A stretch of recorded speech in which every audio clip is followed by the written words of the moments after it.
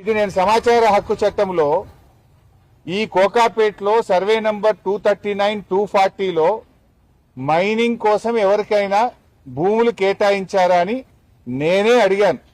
అడిగితే ఇది ప్రభుత్వం యొక్క సమాధానం. ఇందులో స్పష్టంగా చెప్పినారు, సర్వే నంబర్ 239, 240లో భాగ్యలక్ష్మి మైన్స్ అండ్ మినరల్స్ వారికి మేము 10 ఎకరాల భూమి కేటాయించామని చెప్పారు. కేటాయించింది 10 ఎకరాలు, కబ్జా పెట్టింది 17 ఎకరాలు. అఫ్ కోర్స్ ఇదంతా మళ్ళా వేరే విషయం. ఓఆర్ఆర్ కు 1 కిలోమీటర్ దూరంలో క్రషర్లు పెట్టకూడదని, ఎలాంటి మైనింగ్ యాక్టివిటీ చేయకూడదని గతంలోనే హెచ్ఎండిఏ ఉత్తర్వులు ఇచ్చింది.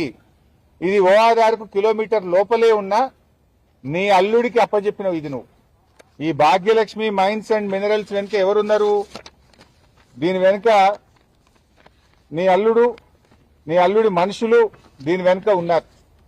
దీని వెనుక దీపక్ రెడ్డి, కౌశిక్ రెడ్డి, నీ మేనల్లుడు రమేష్ రెడ్డి అనుచరులు ఈ క్రషర్ వెనుక ఉన్నారు. నీ మేనల్లునికి జాగి ఇయ్యడానికి 17 ఎకరాల భూమి మాత్రం నీకు దొరుకుతుంది.